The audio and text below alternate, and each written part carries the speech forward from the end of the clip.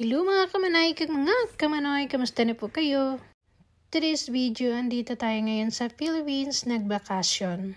At ito ang nangyari ngayong araw na ito kasi sobrang init siya. At napag-isipan namin na mag-joyride muna. Papunta kami sa isang halo-halo at ito ay hinanap muna namin bago ito matagpuan namin. Sobrang nakakalito kasi hindi namin alam kung saan may magandang halo-halo. Pero may pinuntahan kami at yun ay sarado. Close talaga sila. Kaya dito kami napadpad kasi dito daw may masarap na halo-halo din. At eto na nga, nakapag-order kami ng ilang piraso, 4 o 5 ba yun? Alam nyo ba kung magkano siya? Nasa 100 pesos na. Talagang kaibahan kasi noon sobrang mura at ngayon sobrang mahal na talaga ang mabilihin dito. At sobrang sulit din kasi masarap yung kanilang halo-halo. At ito ay tinatawag nilang Nanay's Buko's Nanay. Ewan, kalimutan ko yung pangalan ng kanilang buko halo-halo dyan. So ito ay madadaanan natin. Ito siya papuntang Banga or Sorala. Dyan lang siya malapit sa, hindi ko alam kung ano. Pero nasa highway siya, sa gilid lang siya.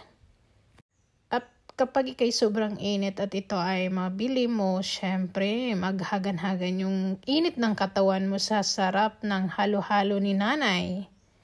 Sa halagang 100 ang isa.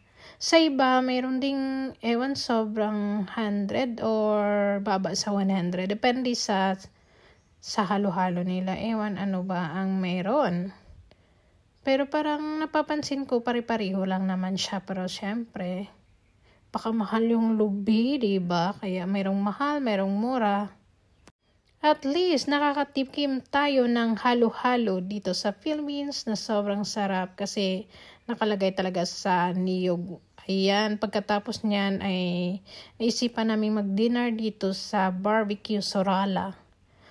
At syempre, naisip namin na busog pala kami ng halo-halo, so nag-take out na lang kaming lahat.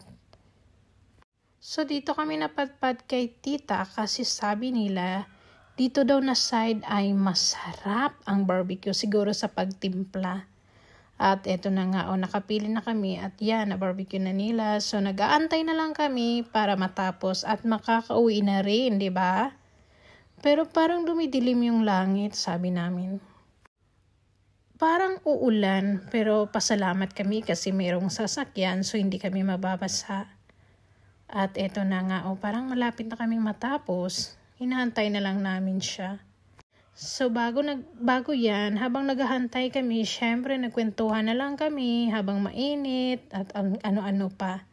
Picturean, bidyuhan, ayan, habang naghintay.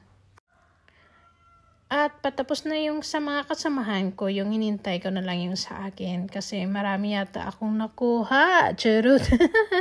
Kasi syempre marami kami kaya maraming kakain, diba? At namimiss ko to. Tingnan nyo yan mga ganyan. So malagat. At masarap talaga yung kanilang sauce. Kasi pagkatapos ng barbecue, lalagyan ng sauce. Ayan siya. Nilagyan na siya. Ayan. Nakikita nyo yan. At pag uwi namin, sabi namin dito tayo magdaan at nabigla. Diyos ko, grabe ang ulan. Parang hindi namin makikita yung daanan namin. Tingnan nyo, grabe ang ulan, ang lakas pa. Pero syempre, it's a blessings, diba? Kaya pasalamat tayo na umulan dito kasi sobrang init.